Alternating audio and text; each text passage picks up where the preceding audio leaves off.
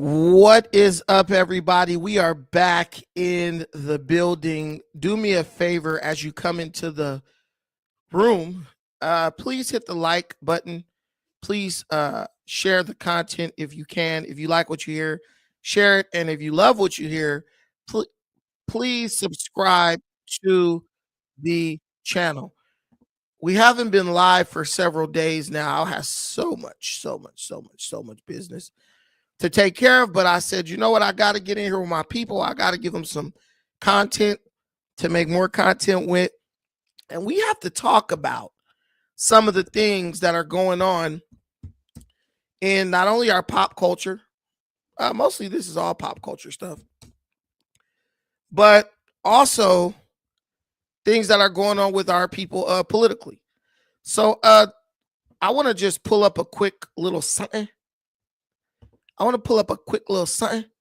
But the story that is dominating the headlines lately is about Chris Brown. Chris Brown just a few days ago went to South Africa to the FNB soccer stadium, one of the biggest, one of the largest, most beautiful, iconic soccer stadiums in the world, one of the largest venues in the world. It has a seating capacity of 90,000. And let me tell you, that Chris Breezy, this guy filled every last seat in the stadium on not one, but 2 nights. Chris Brown filled up a 90,000 seat stadium. Understand that. 2 nights. Now, a lot of people don't really understand the magnitude of something like this. Understand that prior to this, Chris Brown, he was selling out every show, but these shows were taking place in stadiums and arenas, many of which had less than a 20,000 person capacity, right? So Chris Breezy did that. He's been there. He's done that. And he is now, I would say, reaching like Michael Jackson levels of stardom and fame. Not only filling up the FNB arena, but doing maybe one of the largest shows in the history of Africa. Putting all those bodies in those seats in a place that, let's be honest, is looked at by the whole world as being poor, right? I've heard everything from, oh, bro must have been giving away free tickets to, oh, man, you know, that these people must have been flying from the United States and Western countries to go there because there's no way, you know, African people can afford, you know, to go to a Chris Brown concert. I've heard all types of nonsense, but I'm here just to give bro his flowers. 90,000 people, 2 separate nights, all came out to see your boy, Chris Brown. I mean, it's almost like yesterday. I remember looking at this skinny ass kid singing, excuse me, miss, or whatever. I saw you from across the room. That one, you know, you got me saying, yo, that one. Still one of my favorite songs, but this guy really did his big one. And I love that he did it on the continent. You know what I'm saying? We talk about investing in the continent. We talk about investments, period. And the more I see a lot of Black Americans ignoring investment or choosing to invest their time, their energy, their effort, and their money into pointless, meaningless things that produce no fruit, no real fruit, so to speak of, I love to see stuff like this. I love to see things like this. Chris Brown, he comes back to the continent. He's been doing music in Africa, working with artists from all over Africa, Nigerian artists, Burna Boy, Davido, Wizkid, Congolese artists, Fally Ipupa, all these guys. They got tracks with C Breezy, right? And it's beautiful to see this come full circle, especially when it comes to the fact that this show was boycotted and was under attack from jump by several feminist groups in America. The feminists, they don't go get the women off of the hostro. They don't go keep the little girls from getting SA trafficked. But you know what? But you know what they do? You know what they will do? They will try to sabotage an effort by an African American artist to bring his talent, his influence, and his economic impact to the motherland and show African Americans everywhere that there's no shame. There's nothing wrong with reconnecting back to where you came from. There's this song, a country song called Who Says You Can't Go Home? And I love that song. I love the message of that song. And that song always reminds me of Africa, the motherland where we all came from. And it makes me, it really reminds me that no matter where we go, that will still be home. And just like when you go back to your mama house or your big mama house, you always know that if you go there, you'll be welcomed. You always know if you go there, you'll find a place of love and support. And when you go there, you will find an environment that perpetuates your continued success, not an environment where people are praying for your downfall, like what we find in the United States and in many of these Western countries. The feminist groups, you know, they've been hating on Chris Brown since his situation with Rihanna. As far as that's concerned, look, man, you know, with these celebrities, there's a lot of stuff going on, drug use, all types of stuff. I don't get in other people's relationships because I feel like a lot of people's relationships have a lot of nuance. And unless you are there from the beginning to the end, and unless you're there for every fight, every argument, every disagreement and altercation, you will never know or understand what's going on in that relationship unless both people decide to get together and tell you. And with Chris Brown and his relationships with any of the women he's been with, those people, though they were toxic when they were together, they both had enough maturity to decide to separate for the betterment of both of them, for their personal, protection. And at the end of the day, that's what you want. That's what you need. They didn't just sit in toxicity. They didn't just stay together, abusing each other, beating each other, and hurting each other. They saw that it was best for them to go their separate ways, and they did that. Now, Rihanna is the mother to beautiful children with A$AP Rocky. Bro seems to be madly in love with her. And Chris Brown is, as you can see, the bro is doing his thing. He's doing his big one. It's crazy to me how people will focus on negativity in a certain situation or under certain circumstances.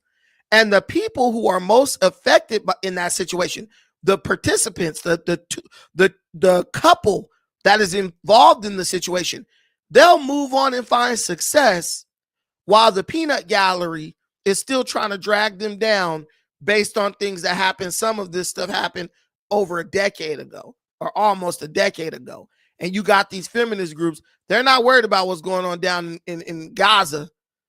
They're not worried about what's going on down on the Holt Stroll and Figueroa in LA with young women selling themselves, right, for money. They're not worried about anything that matters. They're not worried about the SA trafficking, but they got all the time in the world to hyper focus on trying to stop Chris Brown from doing what he's doing. He's doing a concert. He's not hurting nobody. He's bringing a lot of revenue into that country. He's creating job opportunities in that country. And most importantly, he's giving his fans what they want in that country and on the continent of Africa. But they ignore all that. And a lot of this stuff, man, you guys can probably agree. A lot of this stuff is just, plain and simply put, a lot of this stuff is just clout chasing. There's a reason why you're only caring about the stuff that involves celebrities. Because secretly, deep down inside, you want to be a celebrity. Secretly, deep down inside, you want to be Chris Brown. You want his influence. You want the pull that he has and the power that he commands over people. You want people jumping up, hooping and hollering and screaming your name. But you don't have any talent, so to speak of, so you got to hyper focus on what Chris Brown is doing. I don't like that. And I think it's very disingenuous, and I wish there was some type of way for us to hold these people accountable for what they do. But as of now, there isn't. So we have to endure this, and we have to just let people know, look, everybody makes mistakes, and people who make mistakes need to be held accountable, but there's some stuff that's just off limits. You're not touching that. Same thing I feel about a lot of these black billionaires, right? Jay-Z, perfect example. These people bringing up these trumped up charges against this guy. And it's like, at what point do you say, okay, man, hands off limits? Bill Cosby, right? Different people in our culture who, for the most part, have done nothing but good for people while working hard and creating opportunities for themselves and enriching themselves. Now, all of a sudden, you wake up one day and say, oh, yeah, I'm going to go at this person and their life is destroyed. We're not doing that. We're not doing that. We're not tolerating that, and we're not doing that. Right? But, yeah, shout out to Chris Brown. The bro is doing his thing. He did his thing. He brought a lot of African artists out. I know for sure he had DeVito there. I don't know the whole lineup that was there, but I heard he had some heavy hitters on that lineup. And as you can see when you watch the video that's playing to my left, hey, they look like they had a great time. 2 nights in a row, 90,000 seat capacity, full to the brim. Full to the brim. And if you guys don't understand how historic this is, FNB Stadium was built in the 80s, right? As like a soccer stadium. And it wasn't very big and it wasn't very amazing. But after the end of apartheid, the FIFA decided to allow South Africa to host the World Cup. And a lot of the racist white folks who were beneficiaries and perpetuators of apartheid, who had run the government and had to hand the government over to the native South Africans, they felt like it was a slap in the face from the world community, and they felt it legitimized an illegitimate, inefficient, black-dominated government of South Africa by bringing the World Cup there. And so they wanted to see that situation fail. They wanted South Africa to host the World Cup and have logistic issues. They wanted to see them have transportation issues, and they really wanted to see them have venue issues, capacity issues. But they went in, they renovated the FNB Stadium, made it bigger and better than ever. And if you know the history, South Africa to date is known for hosting one of the best World Cups in the history of the event. South Africa is, at this point, one of the heavy hitters when it comes to hosting the World Cup. And I don't know if they've ever hosted the Olympics. I don't know if they ever hosted the Olympics, but if they have, I got to do some research on that. But if they haven't, I think that would be a great place for the Olympics to be hosted. And yeah, they hosted the World Cup in 2010. And, you know, prior to the World Cup coming there, I believe they found out that they were going to be the host for the World Cup in like 2004. I mean, yeah, like 2004 or 2003. And they basically spent the next 6-7 years preparing their country for the World Cup. And it was amazing. Just really anything to me that shows the power of black collectiveness, collectivity, or any collective effort by any group of African people on the planet, I mean, it's amazing. It makes me excited, and I love to see it, right? So that's the significance of this. And to see this guy, Chris Brown, I mean, just the fact that this holds the World Cup, one of the biggest events in the world, on the planet, and it fills up that FNB Stadium. And an artist, just an American, a Black American artist, right? An African American artist, he filled that place up to capacity. I mean, we doing major things. This hits on so many different levels. This sends so many messages to the haters. And that's really what Chris Brown did. He silenced all the haters. These people, like, there are people who are so degenerate and lame that, for lack of better terms, they just want to, they live to roll around and prey on the downfall and try to perpetuate the downfall of people who are just out here trying to be successful. People who are just trying to live their life. People who are just trying to give their fans what they want. It's not their fault people love them. It's not Chris Breezy's fault that every damn time he get in the studio, he's pumping out a hit. You know what I'm saying? It's not his fault. You know what I'm saying? It's not his fault that the women come to his house and then when he won't give them no more pink cocaine, they want to call the police on him and say he kidnapped them. That's not Breezy's fault. Breezy just do his job. Get on the stage, shake his ass, and sing hits. I don't know why you would hate on somebody like that. And I also don't know why people just will not refuse to allow people to get over their past. Why people just won't let people leave their past and behind them. You just gotta hyper focus on somebody else's business that much. Like, I might talk about Chris Brown, on this show briefly, but I'm here congratulating. I'm here celebrating with the bro. Like, dang, bro did his big one. I can't be mad at that. And I hope there are many more major, iconic moments for this dude. And more importantly than that, I hope that this inspires other Black American artists, other Black UK artists, Black British artists, and different groups of African people in the West, and the artists and the talent, to go to Africa, go tap into that majorly untapped market, and give your audience what they want, gain new fans, and do what you have to do to acquire the success that you want, right? To reach the goals that you set for yourself. This is a major moment. People might not look at it as like a super huge thing, but it's a huge thing for me. It's a huge thing for anyone who calls himself a Pan-African, because this is what it's all about. Black folks coming together. And honestly, it's not something that excludes anybody, because the more Black unity there is, the more global Black empowerment there is, the more global unity there is.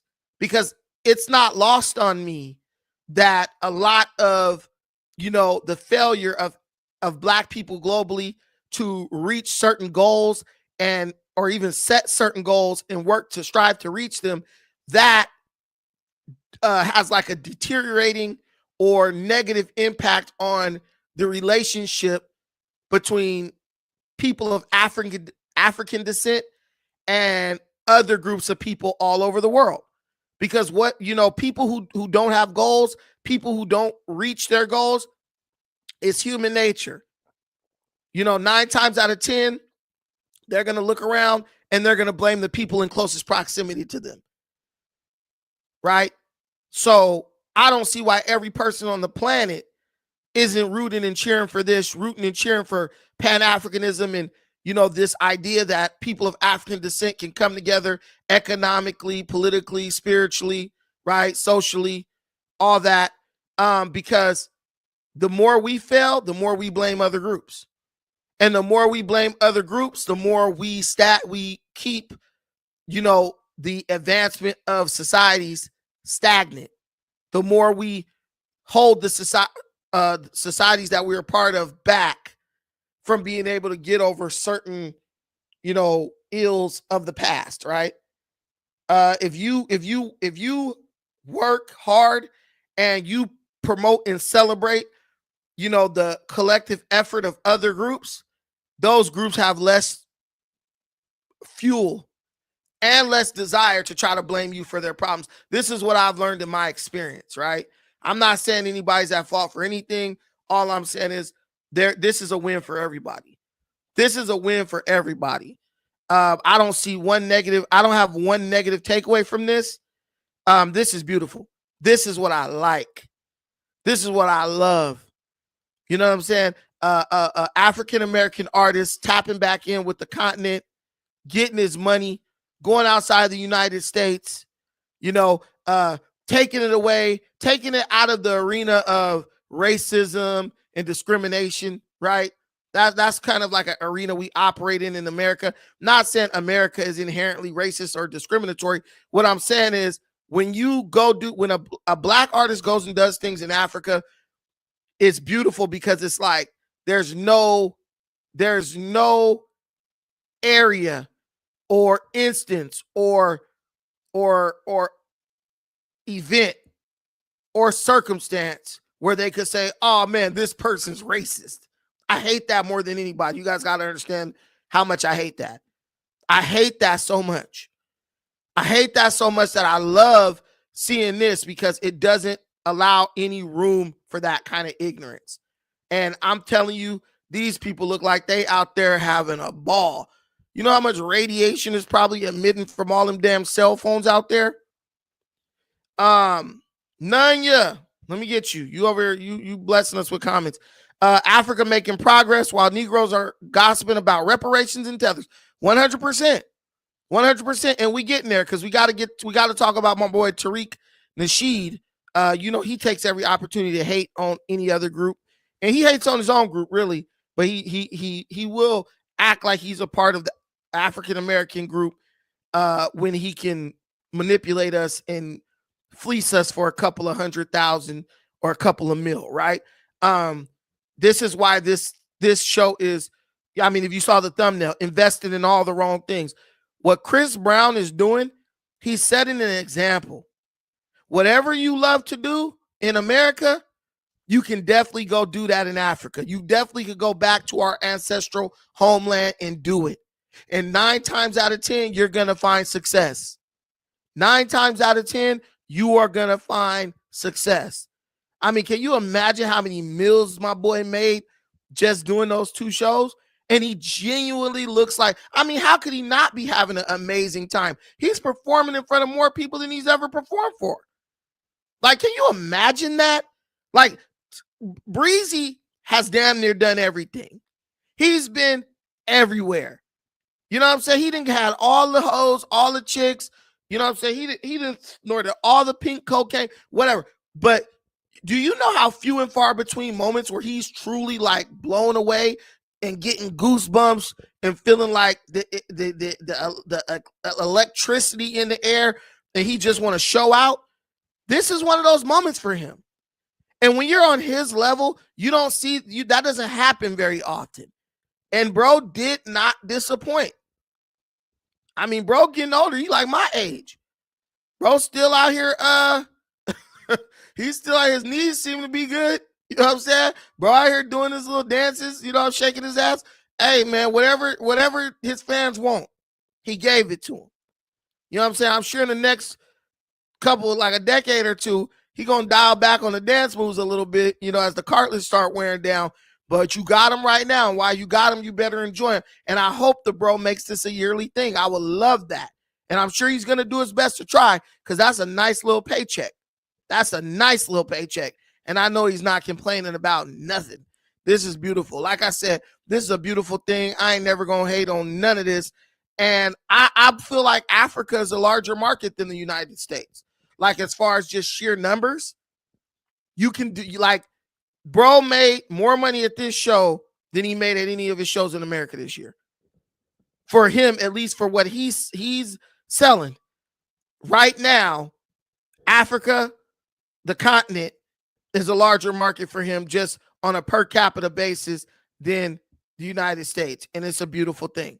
Ain't nobody up there, oh, he's light-skinned, oh, he's a tether. He ain't up there making fun of these people. He's up there like, I'm performing in front of my people. I'm performing in front of my fans. Despite the color, the people who love him and adore him, and they clearly got love for the bro. Look at this, man. Look at this. I want FBA to look at this. Y'all at them damn Tariq Nasheed hustler money grab conferences and FBA Reparations Day in DC giving this dude your damn money. I bet you ain't 90,000 people showing up to that.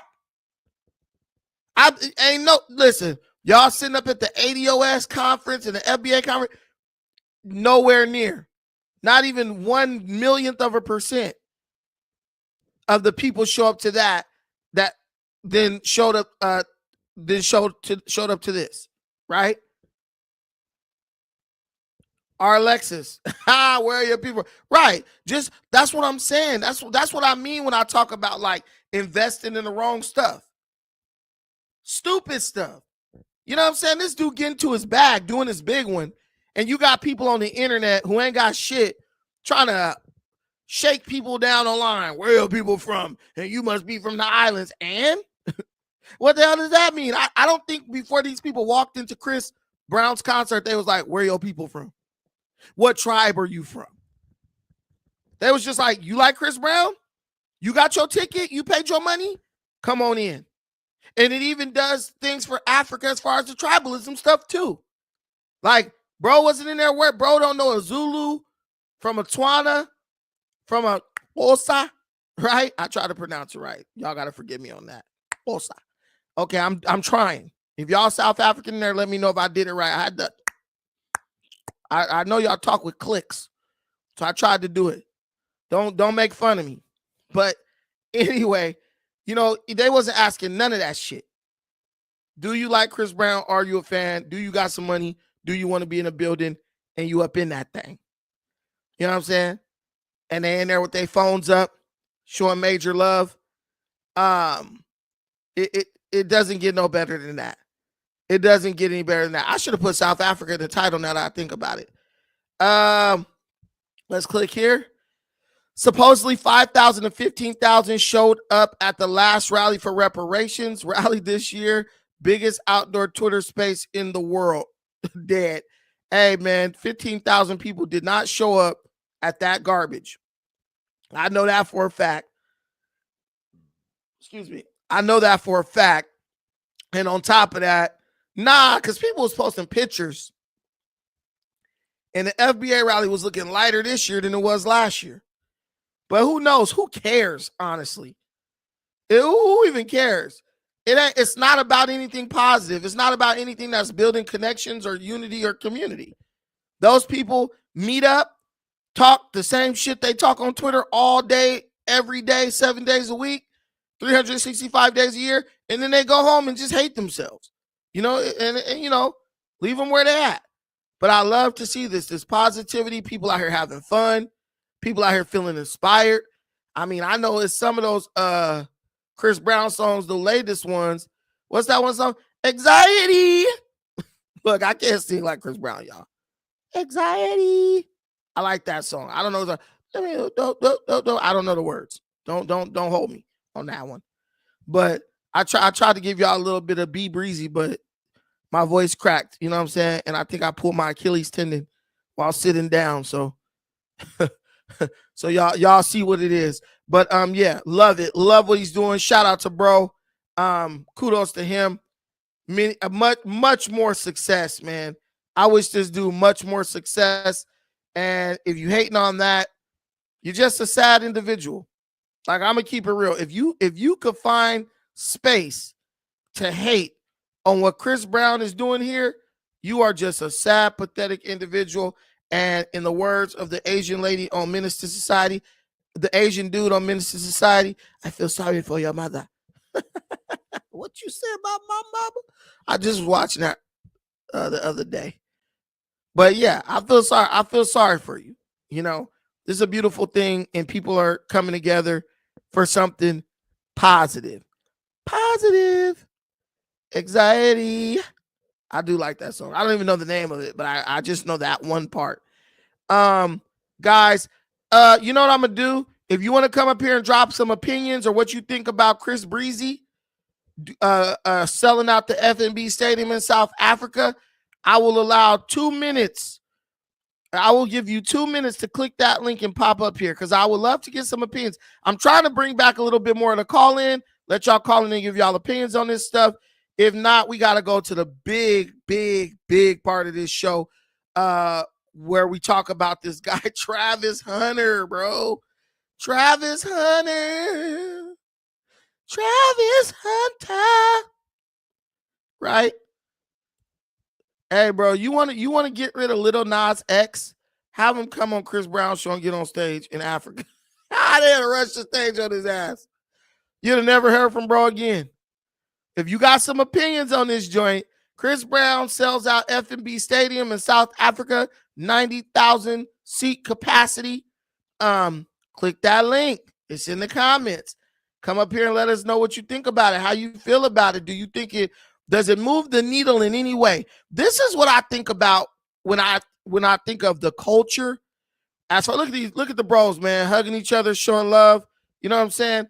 But this is what I think about when I think about the culture, right? When they say, oh, the culture. I don't think about degeneracy. I don't think about these degenerate ass rappers and battle rappers and stuff. I think about positive stuff. Chris Brown ain't up on stage shaking his butt talking about gunning down other black men. You know what I'm saying? Chris Brown is not up on the stage talking about this hoe and, degrading women, right? He's up there just singing about his struggles, his joy, his pain, his children, what his goals, what he wants to do. I mean, if you can't support that, man, if you can't support that, you're just a sad individual. I ain't gonna lie. If you can't support that, you are simply a sad individual. And I feel sorry for you. Guys, this ice water be hitting. I ain't gonna hold you. This ice water be hitting. You know what I'm saying? Gotta do it. But okay, nobody clicked the link. Cool. Y'all ain't got nothing to say about that. Y'all cool with just listening to me ramble. And I like that. I like to ramble, bro. So if y'all cool listening to me ramble, I'm gonna move on to the next topic. What is the next topic, you ask? Well, we gotta talk about Colorado University football player Travis Hunter. What has Travis Hunter done? Well, he's made the mistake of attempting to be successful while simultaneously loving a woman that he chose. You know you can't do that in our community.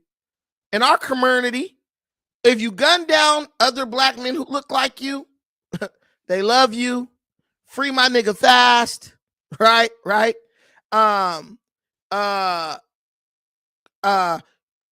It's because of slavery.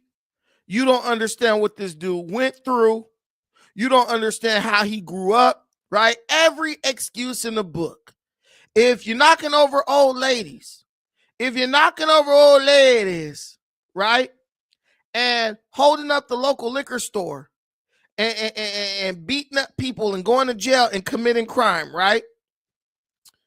Understand that our community will make every excuse for you that they can, right?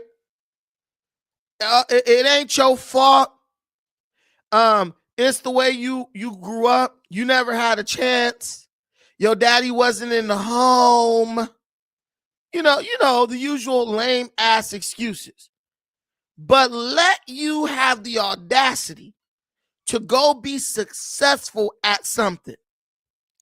Let you have the audacity to bust your ass and work twice as hard, literally twice as hard as everybody else to be successful.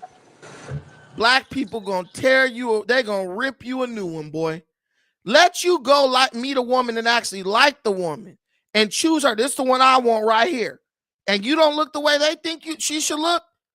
If she don't look the way they think she should look, dude, we damn near ready to kill you. I don't know why it's that way among our people, but that's the way it is. But I think I don't know what the brothers came up to talk about because I moved past it. But go ahead, Fuller Williams. You got to unmute yourself, brother. Unmute yourself. Yeah, thank you for the show. I was trying to get on it. That's why it took a while for you to click on the next topic. You're But good. yeah, I appreciate what you're talking about, when it comes to Africa and we taking advantage. I'm from Africa, West Africa, Liberia. Okay. So, I'm happy that Chris can, go to Africa and You're welcome. I'm gonna tell you, you're welcome. so I'm happy that Chris can go, to Africa, especially South Africa, and have that kind of fan base. And as you said, it's a showcase for the rest of the diaspora, not only America, for the rest of the diaspora, because people want to test the water. Facts. People say, oh, they hate us or they love us, but Chris Brown show have shown to the world that there's love out there, man. And it doesn't matter whether you white or black or whatever thing you are, but the fact that we all are under the same umbrella and share the same love for each other. Hey, and the sample size can never be duplicated. I No, mean, you could go to Africa 100 times and not meet 90,000 people. The fact that bro had that kind of outpouring of love over there, I've had the pleasure of going to South Africa. I absolutely loved it. I was in Pretoria, I was in Cape Town, I was in Joburg, Maboneng, I was all over that thing. And I got nothing but love the entire, that's and I'm right. kind of an abrasive person. I'm not like the easiest person to get along with. I And know. they showed me nothing but love. They accommodated me, and it was so cool. It's always like that. And so I could just understand how bro was received over there, especially being Chris Brown, because I'm nobody and I got show love. But it That's right. definitely gives people the motivation and the proof that they need to go over there and test the waters, go create their own Africa experience, right? I That's right. love that for him, and I love that for everybody who has the courage to try to go over there and see what's up. And the thing about it, as you said, it doesn't matter your status, whether you're a celebrity or you're an ordinary person. The fact that you can go to Africa and enjoy yourself, people accept people for who they are. The only thing, don't be disrespectful all over the Right. world. Yeah, we can't come to America and be disrespectful to, to the culture or to the Americans as a whole. But once you go to Africa with a clear mind, I mean, tell you what, man, nobody know who you are, especially like country like South Africa. Nobody give a damn. You look like a South African, your color, everything. Nobody give a damn about you. Bro, I was walking through, I was in Soweto. I went to go see the Mandela House and I went to go see the FNB Stadium. Man, those dudes was walking up to me talking Speaking Zulu. speaking Zoo. Man, little kids. I'm Yeah, like, I'm sorry, I don't understand what you said. And they're like, bro, yeah, you look like a Zulu person. Like, yeah, I yeah, thought Zulus were, because all we knew was Shaka Zulu, the movie, the yeah, miniseries. yeah, So yeah. we see that tall ass skinny dude, and you thinking Uh, this skinny dude is how all Zulus look. No, Zulus are the stocky. They yeah, thick. yeah, And yeah. they're not very tall, most of them. They're thick as No, hell. And they were yeah, like, oh, sorry, bro. We thought you were Zulu. They just coming up to me, talking to me like I'm one of their cousins and their friends. yeah. And I'm like, no, I'm not. And then, but it was all good, man. That's one of my favorite experiences in Africa. And I learned a lot, Go ahead. That's right. So man, I appreciate the show, man. We got to do it bit by bit. It's a grassroots thing. We know it, but at the end of the day, people gonna get on board because some people are still on the line. They're still on the fence as to whether it's a good move. But I can tell, and our community, look, the better thing to do is. There's a scripture in the Bible says that the earth is the Lord and the fullness thereof. So, like, I'm from Africa, right? But I'm in the U.S. I've been here over 10 years. Right, So I don't know this place. I came here and I'm making life for myself. I got my homes, my property that I built back home. I got two houses already back home. right. So I want to encourage our brothers and sisters, man, move. You don't have to live in Africa. That's the thing. You don't have to buy property. Live your life. Oh, Get man, another home base. Come on. Get listen, another man. home base. Like, I bought winter time. Yeah, go ahead. Sorry about that. no, it's good. I bought my property in Kenya. Best decision I ever made. I That's love right. it. I'm able to create some jobs for my guys over there who look after it for me and just make sure everything is good. Uh-huh. I go there. I can just when I want to get away from everything, I go down to a Sangaita. Yeah. Yeah. I roll out, I go to the coast, I go up to my Mm. property, I go up to my land. I just go out there and I could just walk around and talk to my neighbors out there, talk to some of the locals over there. And it's just peaceful, man. I see some hyenas, I've seen a lion on my property, I've seen some camels. It's just a great experience. But you're totally right. Look, the world is going global. That's what Yeah. people don't And understand. people not catching up, bro. The thing about it, I tell you what, we are one of the very slow people. We very slow and stiff night. We Stiff want neck. to be always on the end of the rope. Oh, when it's Mhm. about time, everybody already get their share, and then we're rushing to get piece of the cake. It's already gone. You Yeah, understand? Now is the right time. And how do you feel about that? Having property in Africa, how do you feel? You feel good. feels You great. wake up, you feel good. Come on. Look, Donald Trump have hotels in what's the name, Russia. Yeah. You understand Yep. what I'm saying? Hotels in Russia. Right. He But he stayed against Putin, right? But he got hotels. He make money from Russia. So you can be a FDA and have a home, or you have a Airbnb in Africa. You can be a FDA. I yeah, don't know how they call that shit, but you yeah, can still be FBA. there. Yeah. Yeah, you can still be that and have property in Africa. The money doesn't change. What You what understand what I'm saying? So one don't be hundred naive. percent. Yeah, You don't got a be home naive. everywhere you go. You got a Yeah, home everywhere you go. So I told yeah. somebody one day, I said, I'll never be homeless. I got land in Africa. I got an apartment out That's there. right. I That's got a right. home everywhere I go. That's right. Don't worry, baby, but brother, you're gonna host people in the future. They're gonna come for refuge. You're gonna host them. Yeah, and they're Oh gonna pay. man. Oh Oh yeah, they're yeah. gonna pay. My grandma used to say, black folks don't like to do nothing until it show up on their doorstep. Yeah, And yeah, that's what she literally used to say. She's just like yeah, she used to say, we like to wait until it show up on our doorstep yeah, and we ain't got yeah. no point, no choice but to deal with it. That's right. But yeah. But thank Appreciate you, my you. brother. Yeah. Appreciate you, Fuller. All right, man. Peace. Yeah. It's been what up, man? Long time no see, my brother. Merry Christmas, fat boy. What's up, brother? Merry Christmas. Merry Christmas, man. Bro, it's been a while, man. I'm just happy that Trump is in power.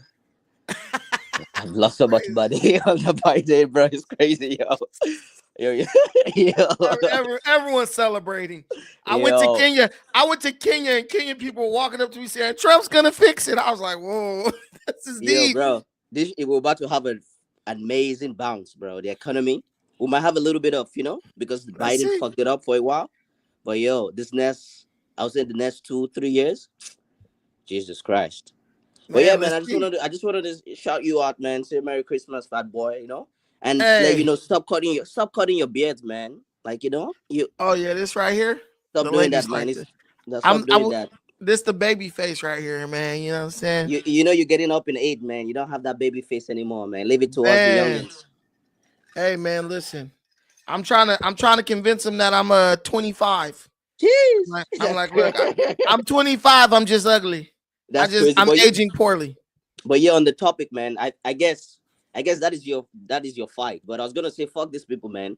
Let them be. If they don't want to go to Africa, fuck them, bro. You're doing your thing. You're growing. Because I think the more we beg them, the more they feel more entitled. No, for real, if you look at it that way, but if we're just out there doing our thing, just showing what we're doing, they will come. You know what I'm trying to say? But if we keep Right. telling them, oh, come, they're like, they think we're begging them to come and change shit. Bro, we're just letting you know that there's a lot of opportunity everywhere. Don't put all your money in one basket. Spread it out, especially Right. where you have people like you, where there's resources that haven't even been developed yet. A lot of African countries they're just they have not even bottom yet. They're still at the bottom. They have not even spiked yet. It's like Bitcoin, buying Bitcoin in 2012. You know what I'm trying to say? Right. There's Right. gonna be a lot of ups and downs. But imagine if you had bought Bitcoin in 2009 and you have like 10 now. You know what I'm trying to say? Overall, it would be worth it. But I think, man, I can't really tell you what to do, man. I just want to holler at you because I typed something and I didn't see my comments. So I see you have the block, fat boy. But I just Oh, want I don't got nothing blocked. No, don't start. Don't start. I ain't blocking no comments. But yeah, man, I just want to look. My boy Fuller was quoting the Bible, man. There's a scripture in the Bible at Mark 4:19. I mean Matthew 4:19, where Jesus told his disciples, he said, "Hey, come follow me, and I'll make you fishers of men." So I wouldn't say that we're begging people to do anything in Africa, because I don't beg nobody to do nothing. What we do is we send out the signal for people who already have a heart for Africa, people have had a curiosity about Africa, and people who really want to know where they can go to like invest and what they specifically can invest in. Like my boy John Doe in the comments, me and the bro gonna head back over to the continent, and we're gonna see if we can get bro his apartments over there, see if he could get some Airbnb business set up over there. But if you don't sit there and talk to, if you don't let people know that you're available as a resource for them, how will they ever know, right? And that's what we do up here. But if you got all these opinions and these hangups as to why you don't want to do something, hey, look, don't do it. Nobody's going to beg you. Nobody's going to force you. But at the end of the day, you're going to wake up and realize, hey, man, I should have took advantage of that when I had the chance. Because like I tell people, I'm not going to be up here forever talking to y'all, trying to get y'all to do anything or even here to give advice. I will be here while I'm here. And when I'm gone, I'm gone. And you'll say that is a good point. You know what? That is a good one, because even me, I was never always like this. Like I always was going to go back to Nigeria. That's just was a fact. But I never really cared much. Though I was a Pan-Africanist, I believe, but I never really cared much about going to some African country until I started seeing diners. And I'm trying to say, it sounds crazy, but it's for real. So you just being there are some people that need that nudge. They're probably still young, because I'm younger than you, so I didn't get in this headspace probably not the same time with you. But at the right time, I was nudged properly. So in a way, you are right. So you did make valid points. You're not doing it for those that don't want it. You're doing it for those that might have a chance, or that might become it. That might become the next you. Really, you never know. There might be a next you coming up, burning, but it just needs a little guidance. So you know what? In that fact, I respect and appreciate it. Just keep doing it. Bro, even when you look at dudes like Austin Holloman, man, I was the one pushing Austin Holloman hard to go to Kenya. I was like, bro, I was in his inbox on X, like on Twitter. I'm like, bro, go to Kenya. Kenya's legit. Kenya's popping. And bro finally did it, and he loves it over there. But thank you so much for coming up. We got to get back to that Travis Hunter topic, because people came to watch that and they like, you're not talking about Travis Hunter anymore. But we got to get back to my bro. Thank you, Ben. No problem. Have a good Merry Christmas, dog. All right, thank you so much. Hey, I didn't mean to cut that dude short, but guys, we got to get back to my guy Travis Hunter. He's a hunter. Yeah, but Travis, let's get into this situation with Travis Hunter. I brought the point up prior to those brothers coming up. In the black community, if you kill, if you steal, if you rob, if you do drugs, you will get all the understanding, the compassion, the sympathy. People will come to your defense if someone tries to speak against you. You will be basically under the protection of our community. But let you do what Travis Hunter has done. Let you go, put in the work, put your faith in your coach, right? Coach Prime, someone who's like a father figure to you. Let you go work twice as hard as everybody else. Stay loyal through the good and the bad, through the thick and the thin. Let you meet a girl that you like and decide that you want to do right by her. You want to marry her. You don't want to just run through her, treat her bad, abuse her, mistreat her. You know what I'm saying? Let you go have a college experience that's free from scandal, right? Let you go have a college experience where, you're not in the headlines for negativity all the time. The black community hates you. They can't stand you. They're scrutinizing every damn decision that you make. They're scrutinizing every situation in hopes of finding something that they could use or weaponize against you. Let you be like this young man, Travis Hunter, and there's a old saying, no good deed goes unpunished. And this is a prime example of that. As you guys know, this guy has a girlfriend. and she looks like she's of Hispanic descent, right? She's of Hispanic descent. I think one of her parents might have some black in them or something like that. I don't know exactly the details, but for one reason or another, Travis Hunter, I guess they've been together since like high school. For one reason or another, this dude has decided that he wants to marry this girl. He's going to enter the draft. He just won a Heisman. His value as a football player is higher than it's ever been. And the bro has decided that once he signs his NFL contract, he is going to marry this girl. And on top of that, we're finding out that this woman is now carrying his child. She is pregnant. All these people are pissed off. All these black women are pissed off. All these black men are pissed off. She's not black. All of a sudden, her being black matters, right? All of a sudden, she's not black. That's a problem. The same group of big back black women who just voted for the not even black Kamala Harris, who has a white husband with white stepchildren,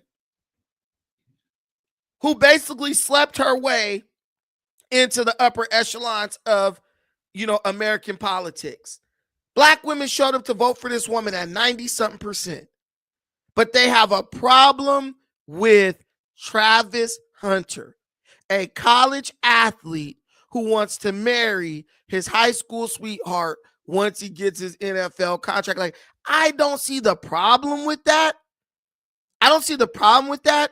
And me, I'm all pro-black, right? I'm pro-black. I love my people. I love black love, right? I love black love. I want black men with black women, vice versa, and I want them having black babies, right? I want them having black babies because we need that. We need that right now. Our numbers are low, and we need those black babies. But at the same time, I understand that every man and every woman has to do what they feel is best for them. More than I want, just black men and black women being together, I want black men and black women to be able to have happy relationships, happy and healthy relationships.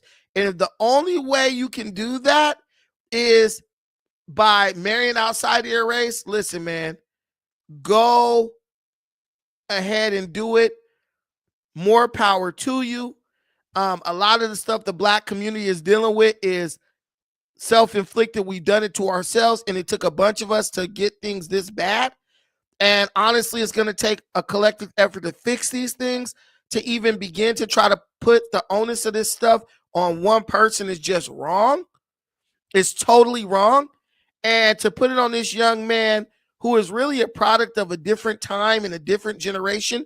Travis Hunter wasn't even born when the seeds of this mess were being planted, right? He wasn't even a thought. He wasn't even a sperm cell in his daddy's nutsack when the seeds for this mess was being planted. And a lot of this stuff is perpetuated by black women themselves. A lot of their toxicity and constant disrespect that they have for the black man.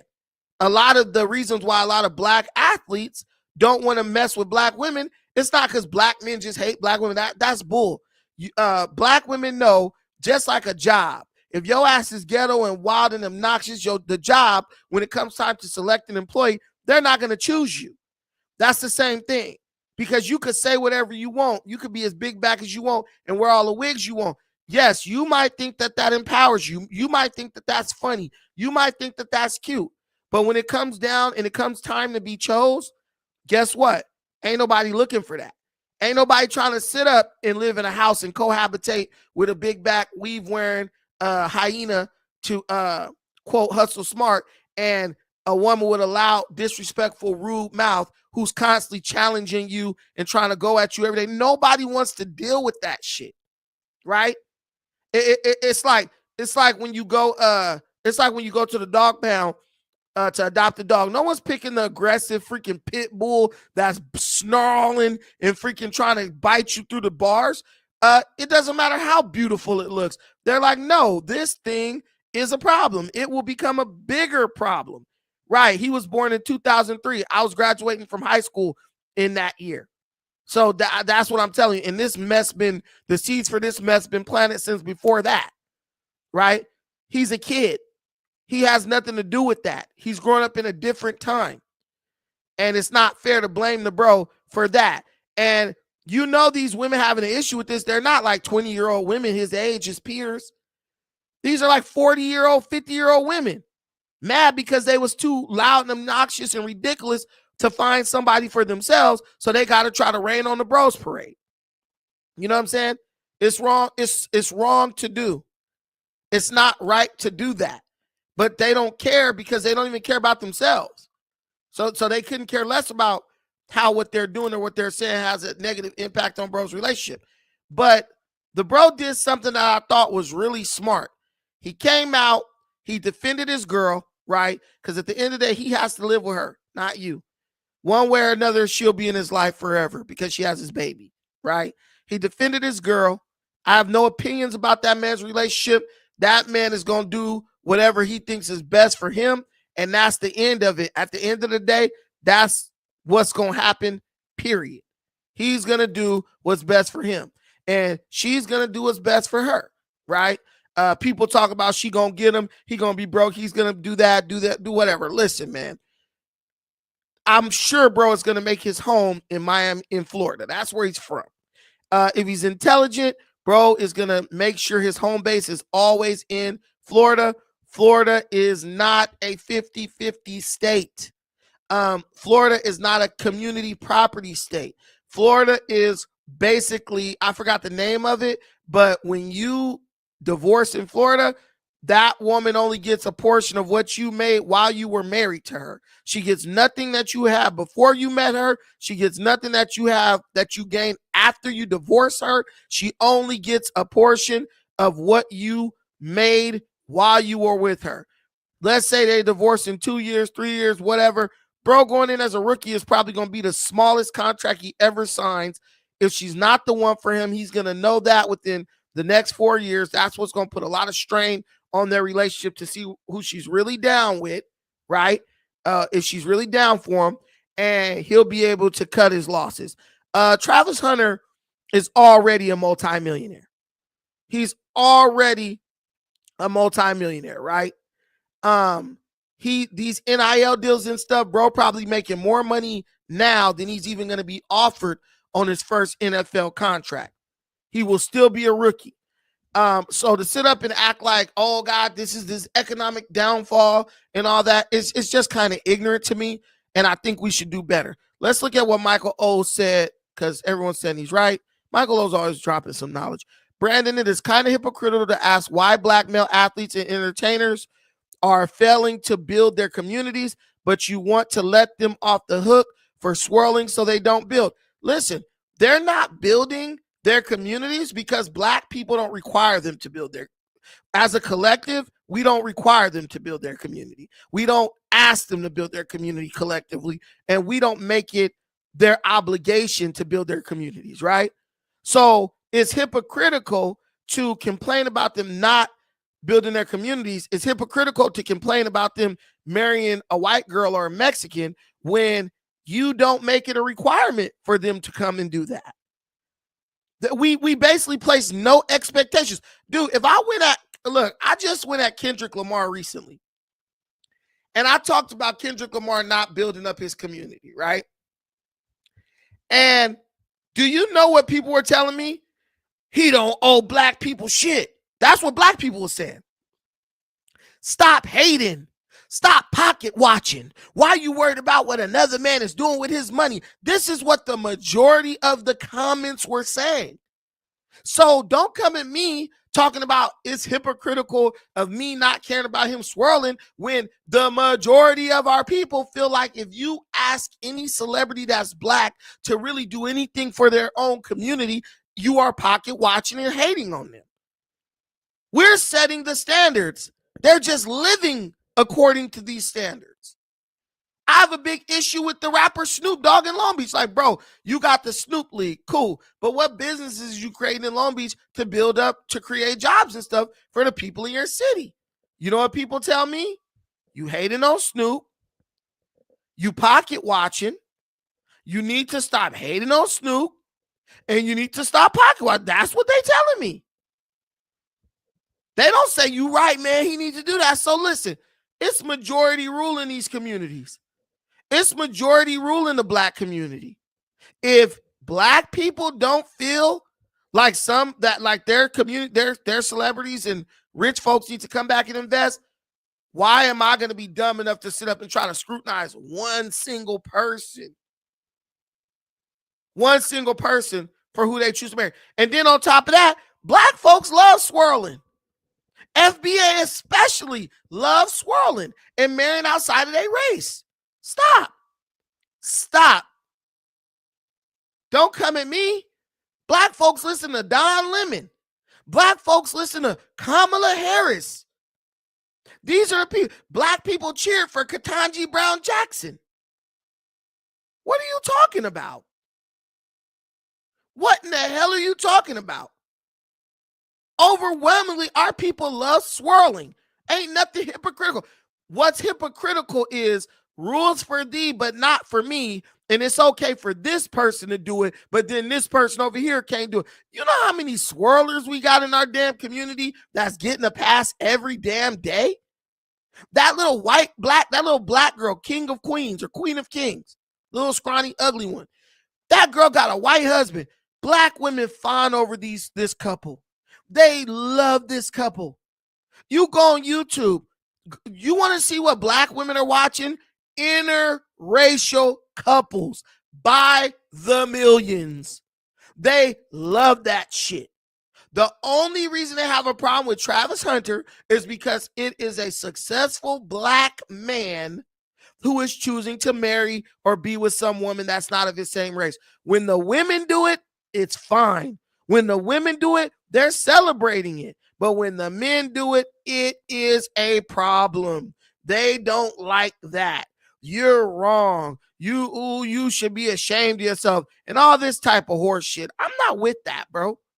I'm not with that hypocrisy, right? Nah, bro, not everybody is black, fam. That's the point of FBA. Whatever you say, I ain't saying they all black. I'm saying they love swirling. They love swirling.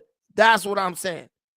These dudes, come on, bro. I'm not even going to argue that point. What I'm going to do is I'm going to play Travis Hunter telling us the reason why he doesn't prefer black women, why he's not loyal to them, and why he doesn't choose a black woman and put her in the place that he has put this Latino girl in. Let him tell his story. You know what I'm saying? Let him fill us in on his opinion. Because I could tell you why I don't care if he's loyal to him or not. That's what I could do. Because, and I'll tell that after he says his stuff. But let's listen to him talk about why he's not loyal to black women. His girl's ethnicity. She mixed? Yeah, she's mixed. She's black and Mexican, bro. She's Blaxican. Just because she got some light complexion, nigga, that doesn't mean she's black, right? Your turn. Yeah, I don't know what they're talking about. She's not a. Why do everybody think she's white? She's not white, bro. She's black and Mexican. Even if she is white, why the does it matter? It don't matter, but then again, it's like, bro, if y'all actually pay attention, we said this multiple times. She's mixed. How many times you want me to tell y'all she's not white? Do we gotta go there again, chat? Do I need to show another picture of her and her parents? You ain't got to, bro. Look at my soul. And chat, it don't matter. Even if she was to just be white, why does that matter? Skin tone shouldn't matter. We in 20. Hey, I ain't gonna lie. Somebody said technically she FBA. Hey, Tariq said if they got one drop of black in them, they FBA. And I think one of her parents is black. She does look mixed. Like if you are from California, you see a lot of mixed race girls between black and Mexican. They're black and Mexican. If you just go to my gym, Gold's Gym, there's tons of black and Mexican girls in there. Those girls are primarily accepted as black. This has more to do with who's choosing her as opposed to who's being chosen. And in black women's minds, I'm gonna tell you this straight up. This is the truth.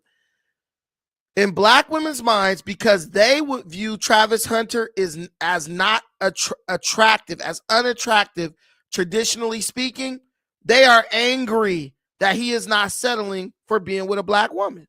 That's all it's about. They're looking at him like he too ugly to be trying to date outside of his race. He's too ugly to be choosing another group over us. That's how a lot of black women think. If it's somebody they're attracted to, if it's Usher or one of these damn singers or rappers, Lil Wayne, whoever, they don't care because, oh, girl, he's so fine. Oh, he's daddy, girl. He can have whatever he wants. But when it's somebody who they look at as unattractive, they're offended when that person overlooks them. And if there are women in the comments, that they could tell you that that's how a lot of black women think. If I find you unattractive, I am offended if you overlook me or one of us for some other group. How dare she find you attractive when I find you to be so unattractive? It sounds crazy, and that's because it is, but this is how a lot of these women walk around thinking every day. 24. Why are we still having a race? We still putting a racism card. Black don't gotta be with black, white don't have to be with white, and Mexican don't have to be with Mexican. Race don't have to be just race. There's beautiful kids out here that's different race. Beautiful kids that's mixed race. Why we care about just being black on black? We don't care. We just care because it's you in doing 2024. Like, bro, that shouldn't even matter no more. People with no job, no women, no life, worrying about somebody else's job, girl, in life. It's crazy. Now, why is this important? First of all, I want you to hear at the end of that clip, he said, listen, in so many words, why are we so worried about race in 2024? There are a lot of mixed kids. There are a lot of good-looking women of other races. And that is where a lot of the young black men in Generation Z are at, okay? A lot of brothers from us, like the millennials, Generation X, we had a lot of pressure from the black community to stay within our community. And obviously some brothers didn't, but a lot of us did. A lot of us are still more or less have those same values from our parents. And, my mom grew up in the civil rights era. She's a baby boomer. So a lot of those pro-black concepts and sticking with the community and sticking with the black, that's kind of where I am today, and that's why I am who I am now. But a lot of the young black men are not like that. They're not race loyal as much as the black men before. And why is that? I'm going to tell you, they're looking out for themselves. A lot of us as black men, when we were coming up, we were looking out more or less for the community. And that's why I'm saying, like, when I was coming up and I was 2021, dating single moms wasn't a bad thing. That was something that was basically encouraged. That was normal. You know what I'm saying? Dating a chick that was, that had a kid or two, you would be like, oh, I got to prove myself to meet her kid. That was the thinking that went on in the black community. And a lot of people don't understand that and they don't know that. But now what black men are looking at. Hey, O'Shea is 100% right. Many black men in our generation were groomed to feel like if we get a woman and we want a woman who's wifey material and we want a woman who's ready to settle down, we better be prepared to be somebody's stepdaddy. We better be prepared to play stepdaddy with her damn kids. And many of us accepted that. I didn't accept that shit, but many of us did. I mean, I remember my mom having 4 kids. She was unmarried. She dated dudes and dudes was dating her. And I'm like, in my mind as an adult, I'm like, why the hell would you be interested in this lady with 4 damn kids by these different guys? And like, who the fuck? Like, you must be a pretty sad excuse for a man to even be considering some mess like that. Like, we could be cool, you could be my little girlfriend, but marriage is out of the question.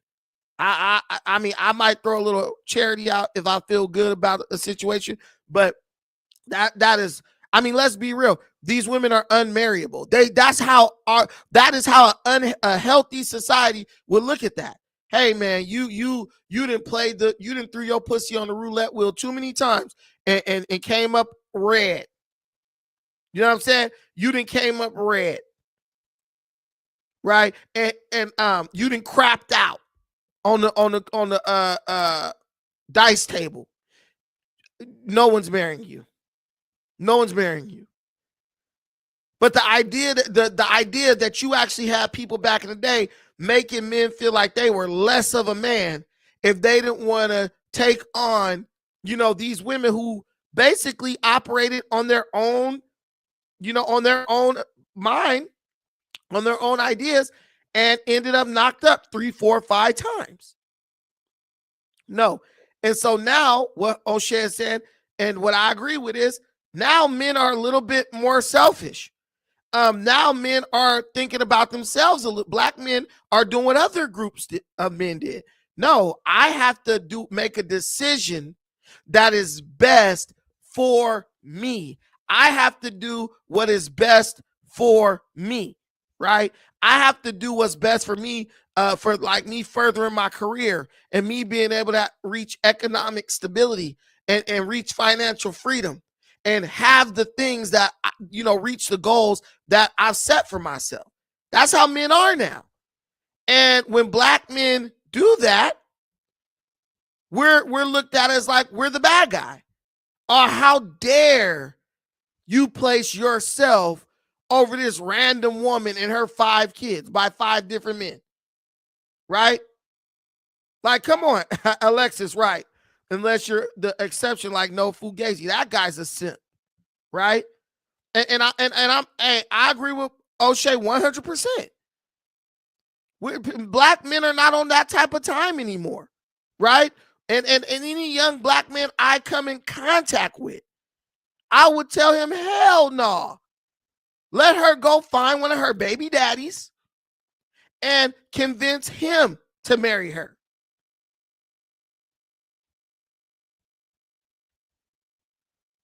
Let her convince him to marry her. And let her deal with the results or repercussions of the decisions she's making. That is the best thing to do. And they get in these relationships, they get in these situations, these dudes get in these situations, and then it doesn't work out. Her kids don't respect me. She's disrespectful. She has all these requirements, right? And it doesn't work out for them in the long run. And they wonder why. So we're doing, the black men of my generation are doing for the younger men coming up under us what no one ever did for us. We're telling these young men, you know what? It's okay. It's okay. It's totally okay for you to do something, right? It's totally okay for you to do things in your own interest. Some of you might call it selfishly. It's okay for a man to be selfish, right? In a certain situation, in certain settings, thinking about self. Because let's be real, women are thinking about themselves. When they have 3, 4 kids, when you meet them, they're thinking about them and them kids. They're not going to put themselves out in any way for you. Hey, babe, you know what? I'm hungry. It's only 1 potato in the refrigerator with roots growing out of it. You know what, babe? I was going to feed that to the kids, but you know what? I'm going to cook this and make you some fried potatoes with some ketchup because I know you got to go to work tonight. They're not going to say that. They're going to say, hey, nigga, I got to feed my kids. Ain't that what they're going to say? Oh, my kids come first before any nigga. That's what they're going to say. Ha! Well, guess what, baby? I want a woman who puts me first. And the way to ensure that is getting a woman who doesn't have any kids. Especially not multiple kids. Especially not multiple kids by multiple different men. But if you say that, you're a bad guy. If you say that, you're the enemy. You're wrong. You're wrong. Why would you say something like that? Nah, O'Shea is right. And I'm going to listen to the rest of what he has to say because I never watched his video. And it's like, wait a minute. Nah, fam. These white girls over here, these mixed chicks over here, and you can do that and still be considered to a certain degree black. Look at what Travis Hunter said. He said, listen, I want to play at Jackson State because I want to play at an HBCU. And a lot of brothers at HBCUs, believe it or not, got a lot of non-black girlfriends. I went to Howard University. I was a student at Howard University.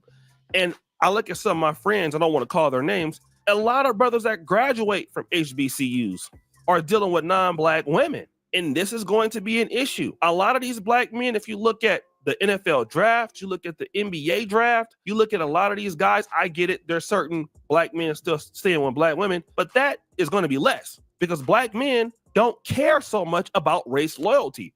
And the only reason why they don't care about race loyalty, because they don't feel like the women care about them either. Do you see what that is? The more you promote independent woman, strong black woman, don't need no man, you better have a bag for me. You better have this or that. Black men are going to respond by saying, okay, that's cool. Guess what I'm going to do? I'm going to deal with the chick who's looking for me.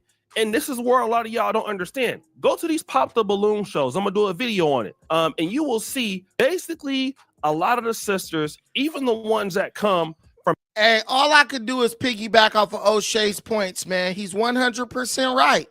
Like, if a black woman tells you that Travis Hunter was going to be her choice off rip, if he walked up, hey, baby, what's up? I want to be with you. She's lying to you. Most of them are 100% lying to you because in my experience, even the ugliest black women believe that they are in some way, shape, or form deserving of some, super attractive guy.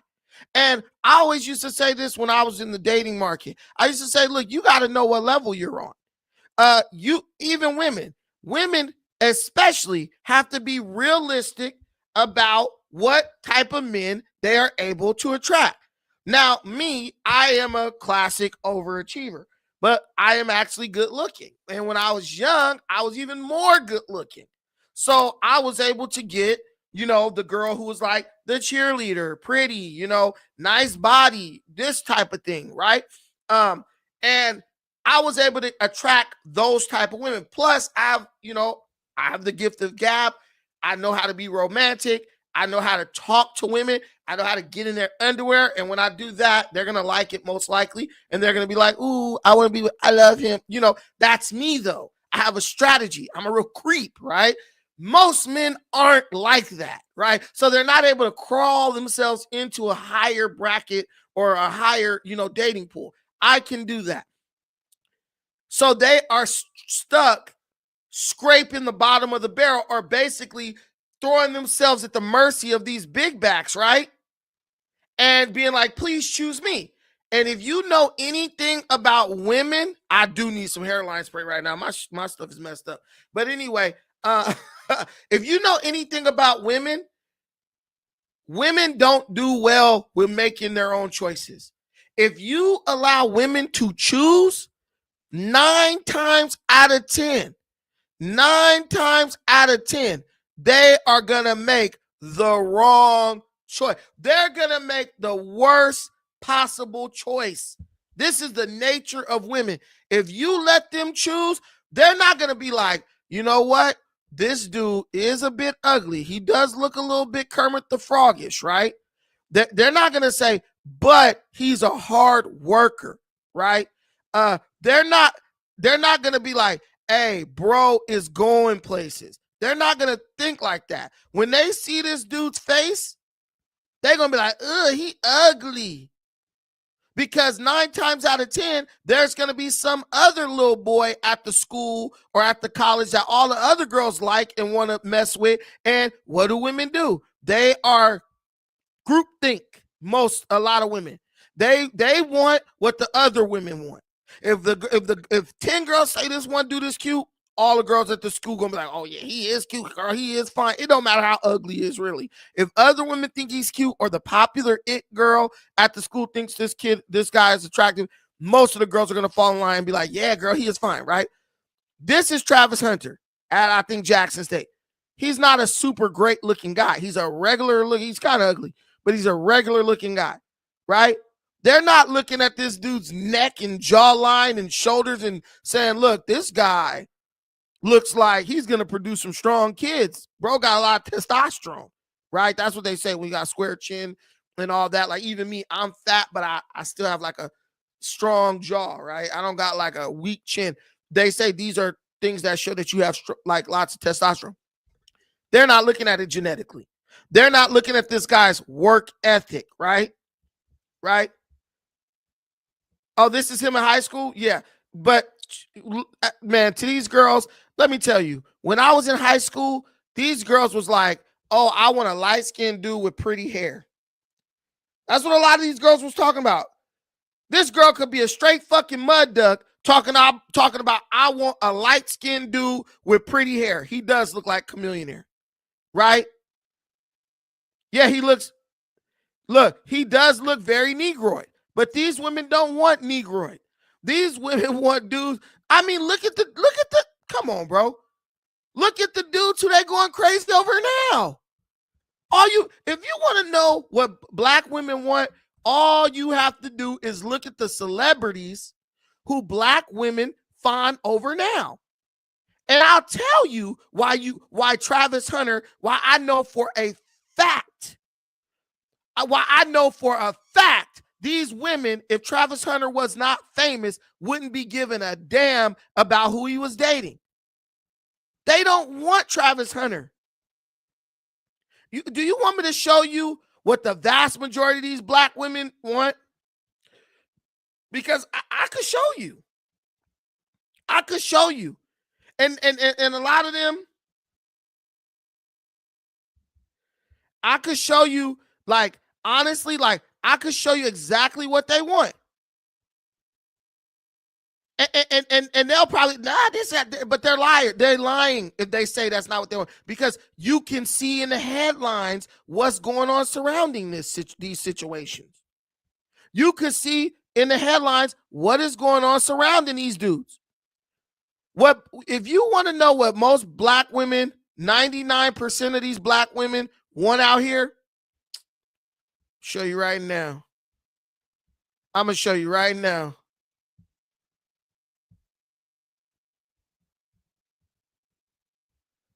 Let me see. Okay, perfect. Okay. This is what these black women want right here. This is what these black women want right here. Chris Brown. They want a nigga with tattoos on his face, a bunch of money in his pockets, hopefully some meals, some long hair, right? And light skin.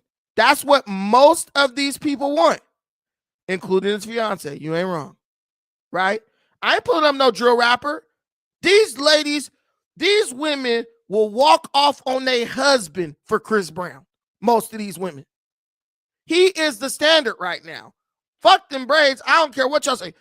These women love him. You know how I know? They'll pay $1,000 to take a picture with this dude.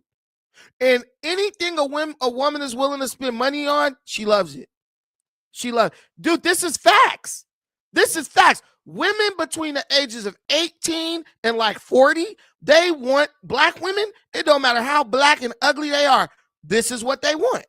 Dudes like Chris Brown, looking like a thug with tattoos all over his damn neck and face, some braids on his head. Maybe he could sing and dance a little bit, shake his ass, and he got some money in his pocket. Whether he got less attractive over time, this is what they want. That is why Chris Brown could swirl all day long. Chris Brown don't even like dark-skinned women. He's literally said that out of his own mouth. Do they stop showing up to his shows? Do they stop showing up to his shows? He literally like, I don't like women like you. They still paying that $1,000 to go be next to him. Right? Man, get the hell out of here. These women want Brown, Chris Brown. That's what they love. This is why this dude is selling out of shows. Black women in the 90s wanted Tupac. Black women in the 90s. And why did they want Tupac? He's a thug. He was a thug. In the 90s, women just cared about you being a thug. They didn't care about you having no money or nothing like that because they was welfare queens back then. They get that welfare check, they good. They don't need you for nothing financially. Now they done cut down the welfare checks. The Section 8 ain't hitting like it used to. And they like, yo, I still want a Pookie, but I need a Pookie with some money. I need a Pookie who could pay a bill. Or a lot of them is lazy, so they don't work. So they want this guy who looks like a thug, but he got a bunch of money in his pocket, so they don't got to work. In the 90s, women wasn't on that type of time because they was welfare queen, EBT, food stamps, the paper kind. You know what I'm saying? The land was flowing with milk and honey. But now it's different. But I'm keeping it real with y'all. So that's why they have a problem with Travis Hunter. You don't look like Chris Brown, nigga. You shouldn't have your pick of the litter. And bro, I'm trying to tell y'all. Who do y'all think get more threesomes and get women doing crazy shit around them? Chris Brown or some black-ass football player? Chris Brown. Why? Because in women's mind, I got 5 sisters. I got 6 sisters. This is how I know. In a woman's mind, the more attractive that a man is, the more he is allowed to do whatever he wants to do. The more bigger a nigga dick is, the more he can go do whatever he wants, and they'll be willing to forgive him. Ask any woman. Just call your homegirl or whatever. Just be like, hey, let me just ask you a question. Do dudes with big dicks get away with more than dudes with little ones? They gonna tell you, hell yeah. Because even though I might be mad at the nigga, I know once we hit that bedroom, if that's what she's into, once we hit that bedroom, he's gonna please me. And I know if I drop him and dump him, there's a likelihood that the next dude I run into is not gonna be packing what he's packing or being able to do what he's doing in the bedroom. This is how women quantify shit. And they'll continuously tell you, no, that's not true. They're liars. 100%. They are liars. Trust me. Trust me. You see them dudes whose girls breaking up with them and dumping them, and you like, damn, she dumped you like that, my nigga? I'm telling you, bro ain't fucking her. I mean, he ain't hitting it good at all. Women don't just walk away from nothing. You either gonna have to do them dirty for a long ass time, or you ain't working with shit in the bedroom. So they're like, shit, if I leave him, I'm doing myself a favor because I might get a better dude in the sack than him. Trust me. Y'all think I'm lying. I've sat and watched my sisters, my mom, my aunties. I've sat and listened to them talk about this shit, bro. If you ever see a dude who got like 5, 6 chicks and they all kind of know that he messed with other chicks and they still cool with it, bro, putting that shit down in the bedroom. That's it. Bro, beating that shit down. Because they are willing to tolerate more bullshit based on certain aspects of the dude. Or the dude's incredibly good looking. And a lot of other women are chasing him. Because women love to have something that they feel other women don't got or that they feel other women can't get. Trust me. But guys, I got to get out of here. I got some business to handle. I left my freaking cell phone at this restaurant earlier today, and I got to go get it. Thank y'all so much for watching this. I appreciate every single thing you do. Till the next time, take care of yourself. But most importantly, please take care of each other. Peace.